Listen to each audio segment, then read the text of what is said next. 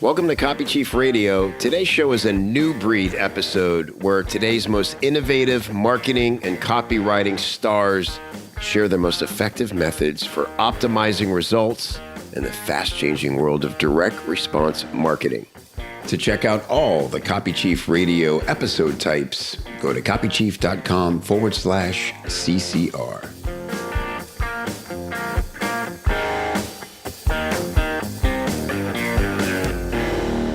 Hey friends, it's Kev. Thanks for being here. This is going to be fun today. We're going to talk about consumer psychology, something we haven't dug into as deep as other elements of copywriting here on the show. My guest is Brandon Rowe. I learned about Brandon on our friend Chaba Borzassi's very cool product copywriting training that he's doing. And Brandon was a guest expert and laid down some really heady stuff. This is the kind of stuff that as a freelance copywriter in direct response, really getting into the psychology. That's kind of what drives us. It's what fascinates us. The more you can learn about it, study it, and infuse it into your work, the better off you're going to be. So Brandon, thanks for being here, man. I'm fascinated by this topic and excited for this conversation. Thanks, Kevin. It's really good to be here. So let's start with some background. You've written books on this. You do this as your specialty. How did you get into this side of copywriting? You know, it's a fascinating conversation. So as a kid, I was very shy. I was awkward. If you've seen pictures of me in a big, thick thick glasses and all that stuff, super total nerd. And so when I was in school, of course, that was an enjoyable experience. No sarcastic. No sarcasm. So anyways, I was always outside the circle. And being outside the circle was obviously tough in those ages, but it also woke up I wanted to understand why people did what they did and how they did. Now, I didn't know this was a job, obviously, as a kid, but I was just fascinated with how people got popular, how people became part of the in crowd, why some people were in, some people were out. And it's really just been something that over the years has grown and grown. I've studied a tremendous amount over this. It's become a central part of my copywriting practice and my marketing practice is, yes, you can always write good copy, but what is the underlying psychology that is driving the sale? And it all started from trying to understand people as a kid. Really interesting. And so do you feel like you was it more of a curiosity, or obviously you had some desire to maybe become more popular or accepted? Was that the driving force, or did you at some point go, this is just more interesting and I'm fine not being liked by these people? That's actually a good question. And it was probably grade 10 or so. Yes, I had wanted to become part of the in crowd, part of the popular crowd, because of course, when you're outside and ostracized, it's difficult. Yeah. And then around grade 10, so 15, 16, I stopped caring. It was more fascinating to try to, like when you're in it, and there were moments where I was like in the crowd and I lost that perspective that allowed me to kind of study it from the outside. And so by grade 10, it's like, screw it. I don't care anymore. I want to stay on the outside. And funny enough, then people started approaching me kind of thing. Like it became easier because I stopped caring. You know, the cool kid is the kid who doesn't care kind of thing. But I was always a little bit different. I was still a little bit awkward. I knew I had learned enough to be part of the group when I wanted to. I just decided, I don't really care. I kind of like where I am. And it went from there. It's really interesting because that's the same reason I think learned to be funny was that awkwardness. And I was horrible with girls and I really wanted to be good with girls. But even if somebody had introduced me to like PUA junk back then, I would have never tried that. You know, it just wasn't me. I remember more than a few times being sort of the third wheel with some friends, a guy and a girl who were like dating, but I was there with them. I would just crack them up. They were like a perfect audience because I think I was having all these emotions about, God, I wish I had a girl. And, I think I learned to be funny. And I was like, okay, well, this is one way I can fit in and be at least requested, if not popular by the cool kids, we take our deficits and we turn it into something useful later in life. But if we'd only known that at that age, like you said, it might have been a little easier.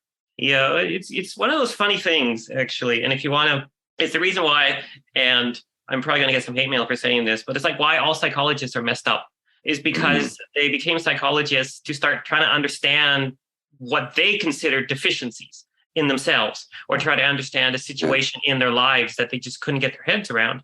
And I think a lot of that, and this plays out, bringing it back to practical, this plays out when we're selling to customers, is if you understand a little bit about them and who they are, and even some of the jobs that they take, you can get real insight into the psychology of what drives them. Ultimately, what we're trying to do is what drives them to make a buying decision. And then we can leverage that in order to make the sale. When did it become clear that that was one of the great values of this knowledge? Did you formalize your education? Did you follow this through in the school, or how did that start? No, I went to school to become a computer programmer. So completely different direction. Because I was good at computers as a kid, naturally, because I spent a lot of time with myself as a kid and very analytical. Yeah, I went to school to become a computer programmer, and this was in the late 90s. I started building websites and all the rest of that stuff. And you can make silly, obscene amounts of money in those days with knowing nothing. You just had a good pitch and you were young. That was all you needed to raise capital in the first .com boom days in the late 90s. But how I ended up getting into this branch and specifically focusing on consumer psychology aspect of copywriting, direct response copywriting, is when the bubble burst in 2000. I had a tech company. I started a tech company. The tech company ran out of money, like many others did. I started doing the websites for people, for small business owners. And at first, for the first couple of years, they were like, yeah, just build me a website. Like, they didn't know how to use it or how to make money with it. And over years, by about 2004, 2005, clients were asking, hey, how do I actually make money off this? If I'm paying you thousands of dollars, I need to actually have it do something, make the phone ring. And so that led me into the path to, first it was, I think, Yannick Silver, I discovered online, sales letter template tool, and then Dan Kennedy, and went from there. And as the years went by, I got more and more into, I realized if I want to write good copy, I have to understand who I'm selling to. And the better I understand who I'm selling to, the better the messaging can be targeted to match who I'm selling to. And the easier it is for me to find the media that will be able to cut through the clutter and connect with that market. And I just went from there deeper and deeper. And when I work on a client, I drive clients crazy because I'm like, who's your customer? And I'm like, oh, it's a white guy who's 60 or 70. I read lots of financial newsletter publications. So grumpy old man is the target. And I'm like, well, who is that grumpy old man? What does he do? What does he read? How does he spend his day? And they're like, I don't know. We've never thought about that. So I drive my clients crazy, but I realized that the deeper I go, the more I understand how they're interacting in their lives with people, with the company's products, the better the campaign. And it's just, over the years, maybe it's become an obsession at this point, but it produces the results. So who cares? Yeah, this is great. Because I'm kind of going through this right now. I think of it like a personal revival into copywriting. And what I realized is, because I stopped working with clients, writing for clients in 2016, and have been solely focused on my own business, I have a deep cursive knowledge. And I teach this stuff. I teach about having dialogue. And I have one campaign we ran for new copywriters looking to start their freelance business. And it's like 48 pages of replies from email. Wow. And it's a gold. But I also feel like, okay, but I'm also now I'm teaching a percentage of these folks in a 6-week course. And so I'm really entrenched with them. And so I know them. But that's different than sitting down and going through that document almost scientifically, right? And really hearing every story and pulling out parts that make up this idea of an avatar, where who is this one person I can sit and write to, or what are the things they're most concerned about, and what do I need to say to make them trust themselves to take the next step? Yeah, absolutely. And it's funny. So when I was doing my .com days, I knew nothing about marketing. I only knew tech. And in those days, there was a debate how you could make money on the internet. It was either going to be advertising, which didn't stick, or subscription models, which hadn't yet worked because people weren't yet comfortable using their credit card. It was a complicated thing. And the security was very poor at the time too. And the third way was micropayments. So there was this idea that you would read a news article on yahoo.com, clearly dating myself here. And you would pay like 5 cents for it. And then you wouldn't pay directly. It would be like the way telephones used to work, where if you dialed long distance, you paid per minute, like that kind of idea. And at the end of the month, you get a bill and you would pay that.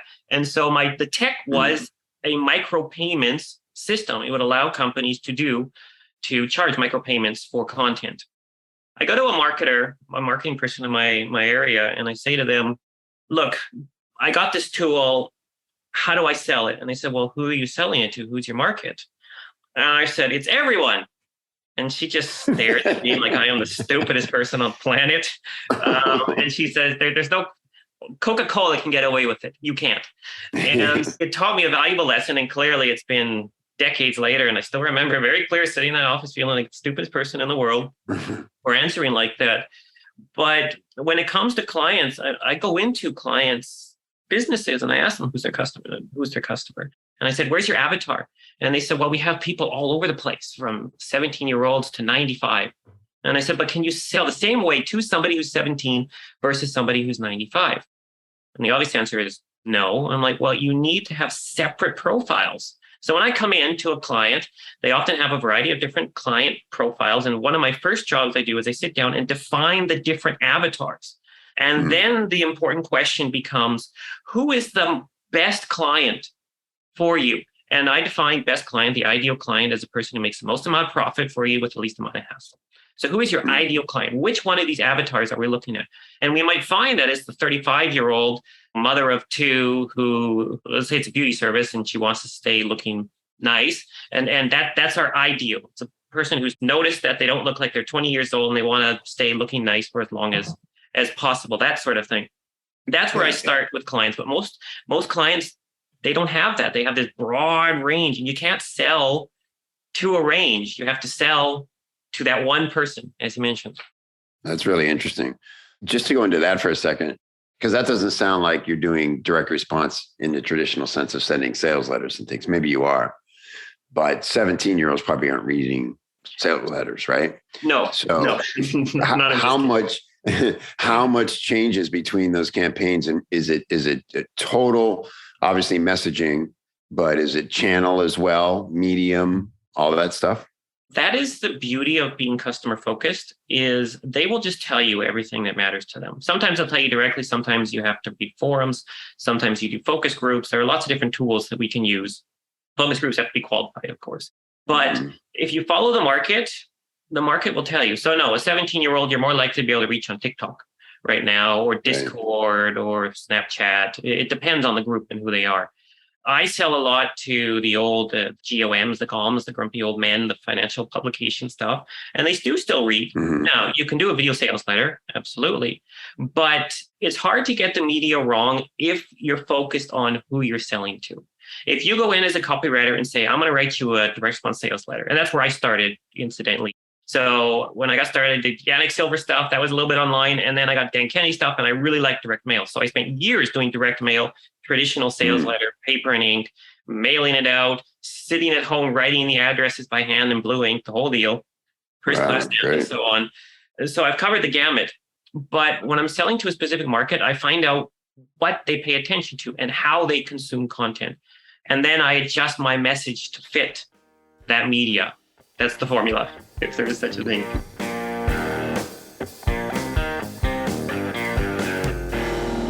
Look, I get it. I know there's so many communities, I'm doing air quotes, communities for entrepreneurs out there, all filled with their own version of overnight experts chirping at you from behind the screen. You got your Facebook groups, your Clubhouse rooms, just experts galore. How often do you feel like you're being pinballed around from thing to thing and picking up a little bit, a little piece there? How much of that is actually making it into your brain and your fingers and your business and affecting your money? How many of these people are actually out there in the field getting their hands dirty and testing to find out what actually works and what flops? Well, in the Copy Chief community, a real community, you get shoulder to shoulder with the most active, successful marketers working in the trenches today, all while learning from industry legends who rarely teach anywhere else, if ever. Copy Chief is an amazing community super newbie friendly. Also, you'll find, elite level marketers and copywriters in there. They're all working to become the best at their craft, get paid top dollar for their skills, stay ahead of the competition by keeping their finger on the pulse of what's working now. That's the X factor when you're backed up by a community and you can get any question you have answered by people who actually do this stuff and can tell you from real world experience what to do for your project, for your offer, for your funnel, for your clients. Man, you're unstoppable when you've got that kind of confidence. Go check us out at copychief.com/join. If you've never been a member, you're going to see what you've been missing and you're going to say, where has this been all my life? And if you've been a member in the past, I would invite you to come and check out all the new stuff. We've completely updated all the tech. So we're on brand new platforms. Everything is slick and smooth and easy to access. And it's never been better. Copychief.com/join. I'll look for you inside.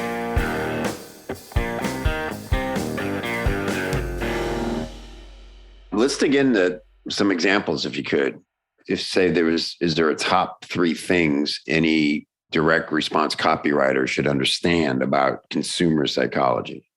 Sure. One of them, and I wrote a book in 2019 with arguably the guy on consumer insights, consumer behavior, a professor in Philadelphia named Dr. Michael Solomon. And in the book, we pulled some research, and the example was luxury fashion. But this applies to a variety of different audiences. And there are 4 basic types of buyers, as covered in this research. You had the patricians, and these were inherited wealth. So these are the people who they were born into a wealthy family. They grew up wealthy. They have a very different perspective than somebody who didn't grow up wealthy. They're the parvenus. These are the new rich, nouveau riche, the people who made their own money, usually successful entrepreneurs, business people, accomplished culture, sports, those sorts of people. They're the posers. This is the more aspirational side of things. These are the ones who show the status. And we've all met the guy who will show you his fancy car and show you his house, like his fancy house. And maybe he shows you, I had a guy once show me a picture on his phone of a pile of gold and silver and cash. And I'm like, well, good for you. I'm proud that you've got this pile here. So those are the posers. And then you got the proletariats. And in the luxury fashion game, these are people who don't play the game. They don't care. They may have money, they may not have money, but for the purposes of the luxury fashion, for spending money on Gucci or Hermes or Balmain or any of the higher price, premium priced items, they just don't care. They don't give a shit one way or the other. And I've noticed that this process, this insight, this plays out in a variety of different markets. You have the patricians, the people who have been the old hands. Let's take copywriting, for example. So you have the patricians equivalent, the people who've been in copywriting forever and ever and ever, and they know everything. Maybe their family, their parents were involved in it. Maybe they come from an advertising background. They see things. Think of the Halberts. The Halberts, perfect example is the Halberts. The Halberts are a great example. The parvenus are the people who made their fortunes. So like the Dan Kennedys of the world or Clayton Makepeace or Gary Bencivenga, those are the people, the top of the field, but they made it themselves. And then you have the posers, and I'm not going to say any names here, but these are the people who will come in. They've been in copywriting for 6 months, and then they will say, I am the greatest thing since sliced bread. It's $10,000 a day to hire me, and you'd be stupid not to. Right. Even though they have nothing behind them, it's all posing. That being the largest group in our That would industry. be the largest group, yes.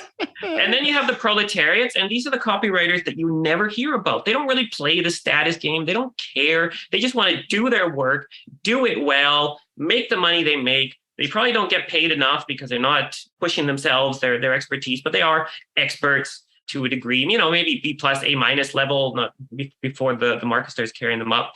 And you see this dynamic, these 4 positions in a variety of industries.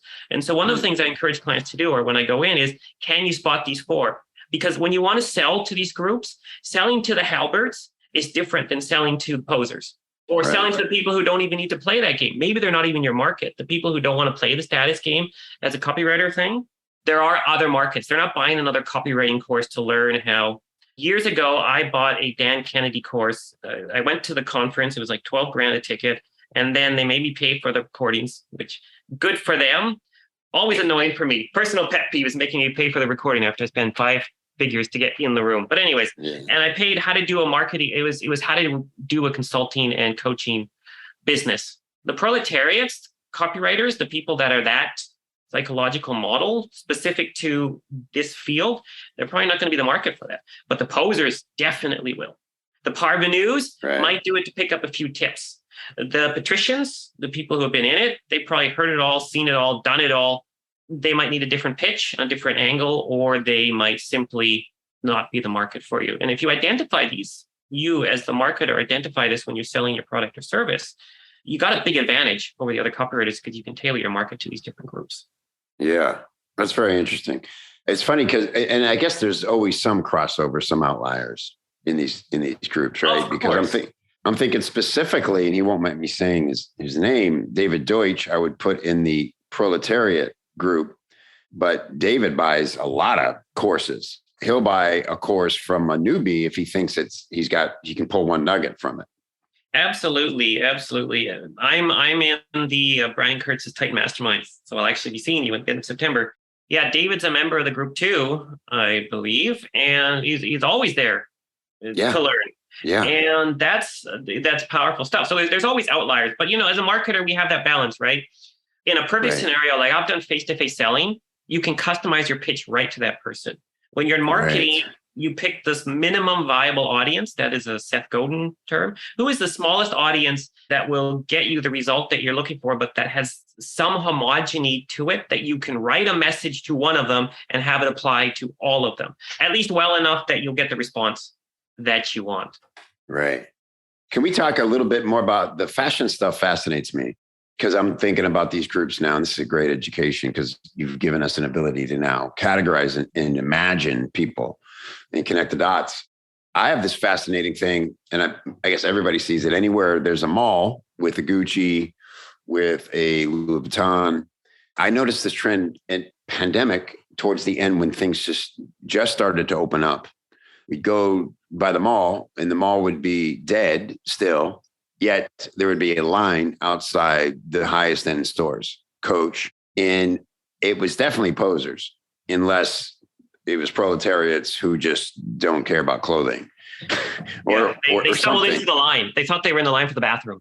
I guess. Exactly, because these people, and we'd walk by, and my wife and I would that doesn't seem like a match. It seems like they should be online waiting for Best Buy to open so they can buy the new video game or something, right? Mm-hmm. But there they are.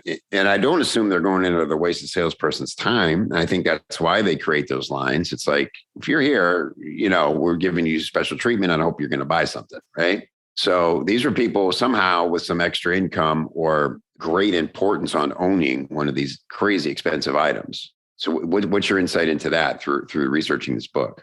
Fashion is a fascinating game. And the reason I like, so I'm from Canada. I'm originally from Vancouver, and that's where I am right now. But I married a European, and I've spent on and off living back and forth between Europe for a couple of decades now. And at the time, when I wrote the book with Michael, I was living in Europe. So I was I was still doing my work, but I was also taking a little bit of sabbatical, doing projects that interest me. And fashion has interested me forever because I take it back. I was the worst dressed kid in school. And so to fix that deficiency, then I became interested in fashion in my early 20s. So I say forever, basically, as long as my career has been around, I've been interested in fashion. And as I made more money, I spent more. That's my dumb money. From Dan Kennedy is I'll buy at the dollar store. I bought stuff at Value Village, which I don't have in the States, but the thrift store. I'm happy to go to a secondhand store, and I bought beautiful things at secondhand stores. And I'm happy to walk into Hermes or Gucci or Versace and blow an awful lot of money, just stupid amounts of money on that. Yeah. But to answer your question, fashion is about status at the end of the day. So if you want clothes to keep you warm, like the functional use, go to Walmart. Right. You will find Walmart clothes. And the thing about Walmart clothes is you can do anything to them and they keep going for the most part. And if they wear out, just buy some new one. It's like $3. And but when you go to Hermes or Versace or Gucci or premium brand like Coach, you're buying into ultimately, what is a sense of status? Now, those different groups I told you about, the patricians, they approach it differently than the posers. Patricians tend to approach buying luxury as an affirmation of who they are as a consumer, as a person. They buy Gucci because they buy Gucci. Right. Gucci is who they are. It's part of. A poser, on the other hand, is trying to show off that they have status. So patricians don't really need to show off. If you look at the most expensive, say, timepieces, not watches, they're timepieces, and you pull it. I'm talking about Rolexes. I'm talking about like the Jaeger LeCouture and the highest, most expensive. You'll drop $250,000 on a watch if you want, and even more. They aren't flashy. Patricians recognize them in each other. That's how they communicate status. Posers are the ones standing in line trying to get something because they're trying to buy status and they want to show it off to their friends. It's a very flashy sort. Here's an insight I learned a few years ago. While I had learned a little bit about it before, and then it cemented in my head as I was researching for the book. And that was that, let's say Mercedes. If you look at the highest, most expensive Mercedes, look at how big the marquee is. The brand, it's quite small, you know, and you're spending hundreds of thousands of dollars for a car, maybe even more, it depends. But the marquee is quite small. Look at the entry level one. The marquee is huge. That's designed for the posers. That is designed for people who they're aspirational. They want to buy a little bit of status and they want to show it off. And the only way to show it off is to show the brand off, literally make it bigger. And so when you've got these lineups, there's the status sense, there's a sense of exclusivity. Not everybody's going to get it. H&M and Belmont. Belmont is a very top-end luxury, haute couture kind of fashion label based in Paris. And they did a collaboration with H&M a few years ago. And H&M is discount fashion from Sweden, I believe it is originally. They basically took $5 H&M clothes and priced them at $200 and slapped on the collaboration with Belmont because their pieces go for thousands of dollars if you want them to. And that created that effect too. People lined up, you know, it was sold out, like the collection was sold out. It's this idea of exclusivity, it's this idea of status, it's this idea of buying into being somewhat better than who you are right now because you bought the clothes. That's that sale. And that's how you get those lines. That's really interesting. So how would we transfer that to, say, digital products? Obviously, you'd have to have some sort of access attached to it. So in my case, where I have my community, Copy Chief, right? We have our general community, and then we have a private coaching group. It sounds from what you're saying, like one thing I could do better is help people celebrate better and show off more that they have that status, that they're in that private coaching group. Yeah, the master of this, and I hate to bring it back all the time, but it's just so natural, is Dan Kennedy's group. And specifically the days when it was Glazer Kennedy Inner Circle. So when Bill Glazer was still involved and Dan was doing what Dan was doing and Bill was basically running the organization. And I remember going to these conferences, and you can say it's tacky, you might say it's a little bit garish, but I can tell you it worked.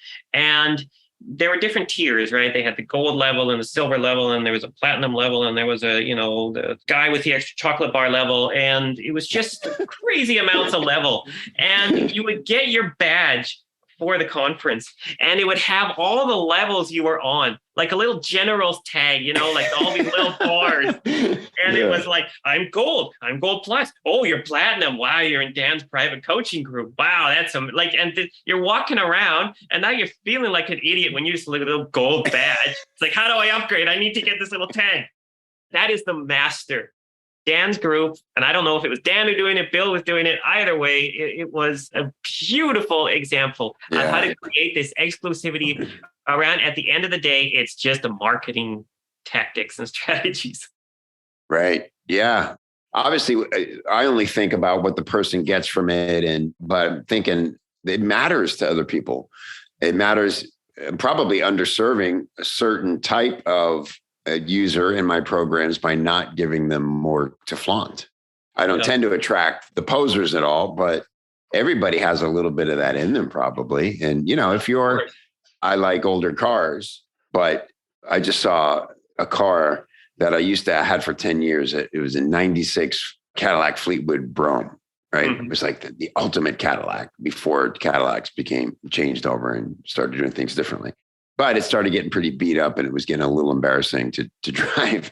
Yeah. And now I want another Cadillac and part of me doesn't care anymore, right? So maybe that's patriarch or whatever, or proletariat. But part of me is like, nah, if I'm going to do it, like I got to go way back. I got to go like a 62 convertible. And you know what I mean? But the difference between a $7,000 car and a $70,000 car, that's still going to be hard to fix if it breaks down. It's one of those things. And we know, and this has been covered many times over the years in your podcast, but we're all driven by emotions. We're all driven fundamentally by the same emotions. And with the idea of status, one weird insight that I've learned, and I don't know, I've never figured out how to express it perfectly, but let me give it a shot. You know, when somebody says, you can trust me, that is the most untrustworthy person that exists. The message that people put out about themselves is often the opposite of how they think. So when somebody says, I don't care about status, you can bet. I actually haven't asked, do you bleep it? Do you bleep out my curse words? I don't know how much you can curse in this. But yes, you can sure as shit that you can bet they are concerned about status. The person who says I'm trustworthy is a liar. The person who says I'm honest is dishonest. The person who says I don't care about money, you bet cares about money, and so on and so forth. But when it comes to status, this is something that's in us. I mean, we are, if you follow the idea that we evolved in these very tight-knit communities, and there was an alpha male, and it's not politically correct to say all this, but there was an alpha male and the betas and all the other different classes of people. I mean, we tend to, as human beings, we tend to organize ourselves, for better or worse, into classes. And we have a different class in North America here than, say, the very British class system, or the class system in Asia and the class system in Europe, and so on and so forth. Different cultures have different systems. But at the end of the day, we tend to organize ourselves into some semblance of a class. It's in us, like it's at some fundamental level, the idea that we have to be a certain way to certain people. And the status play is that we are always thinking about, what does this other person think? Now, whether we care about whether that specific person cares or thinks is different. For some people, it's like they care what everyone thinks. Some people care about just, I only care what my family thinks, but it's always there. And it's just under the surface. And it is something that we can certainly leverage in our promotions, or in your case, in terms of what Cadillac to choose. I will let you know. I'll send you photos. One more thing I want to bring up, and then I'll let you go, because this has been fascinating, and I don't want to abuse your time, but I'm seeing this trend now. Maybe you're seeing it too in social media. Are you aware of the Be Real app and what that does? No. So it's Be Real, BEREAL. And I haven't used it yet, but my kids use it, including my son, who is not into social media at all. But what it is simply, you're on the app and you have a profile and you have people you're connected to, right? But all that happens on the app is once a day at a random time, a message goes out to all the users of the app. It says time to be real. And they take a photo. And what the photo does, it takes a selfie of them and also the other side of their camera. So you can see basically a 360 view of what that person's doing at that time. The goal is to post it within 2 minutes, but you can do it late, but it'll mark you as late or whatever, right? Right. And the idea is that you're being real. You're not like, where are you right now? What are you doing? We don't want to see your photo you got 6 hours prepared to take, right? Or only take photos when you're by a sunset.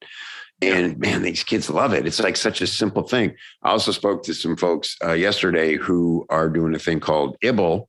And it's basically like TikTok, but you're talking to each other, right? So you would go on there and ask a question about, consumer psychology, and people would answer you. So it's almost like taking kind of a survey in real time, but people having conversations.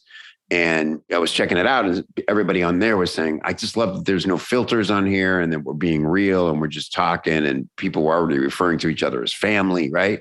Yeah. And I was like, we're seeing now the backlash of everything being about status and everybody being a poser.